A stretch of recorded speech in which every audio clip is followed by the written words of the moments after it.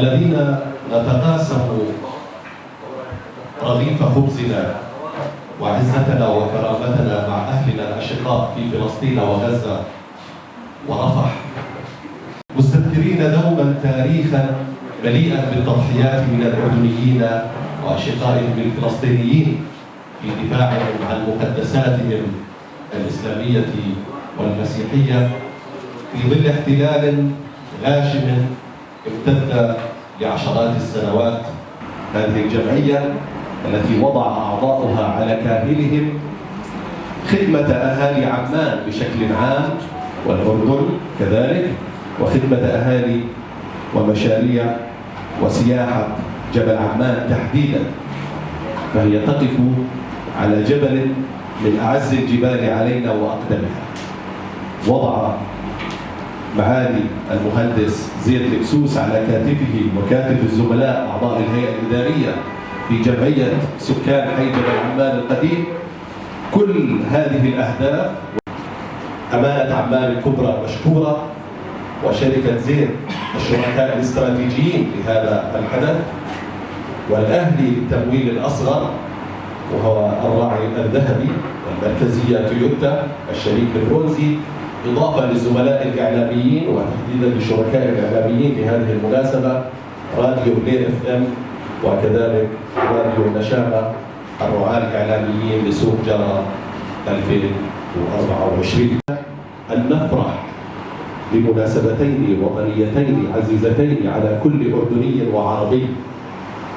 الأردن العزيز يفرح هذه الأيام بعيد استقلاله 78 باليوبيل الفضي لتولي جلالة الملك عبد الله الثاني حفظه الله سلطاته الدستورية. أهلا بكم جميعا سيداتي وسادة الحضور، وأهلا وسهلا بالضيوف الكرام، وأهلا وسهلا بزملائي الإعلاميين الذين يتواجدون دوما في كل مناسبة.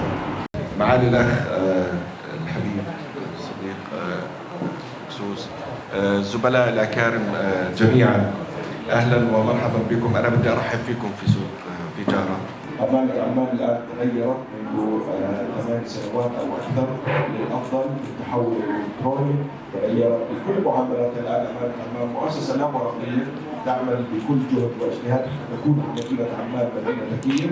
التطور الحاصل فيها يمكن الأغلبية اللي تابع أمانة عمان أو اللي احتك في أمانة عمان بهذه الأيام يرى الفرق الواضح والشاسع في تعاملات أمانة عمان مع كافة الصعوبات. وإربد، إحنا عملنا إربد كمان وعملنا بعدة مواقع، وإن شاء الله قريبا راح يكون سوق جارة موجود في كل محل إن شاء الله.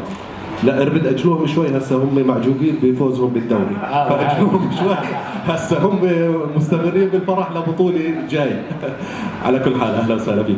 وانت حكيت احنا الراعي الذهبي وبنفتخر باستمراريتنا نكون الراعي الذهبي لسوق جارة. واحدة من الاشياء اللي كمان احنا بنشتغل عليها من الخدمات الغير ماليه اللي بنقدمها لعملائنا، ممكن يستفيدوا من الخبرات اللي موجوده وبتشاركوا هاي الخبرات كان مع المنظمين او المشاركين ايضا بهذا السوق الجديد. احنا عم نشتغل احنا ايضا مع سوق جار، نضيف ايضا دور تدريبات لهذول العملاء حتى نخلق فرص عمل، لانه زي ما احنا عارفين ايضا موضوع البطاله وقله الوظائف، الدور هذا بده يكون دور خلق المشاريع وانه يكون في دخل غير الاعتماد على موضوع الوظائف والرواتب.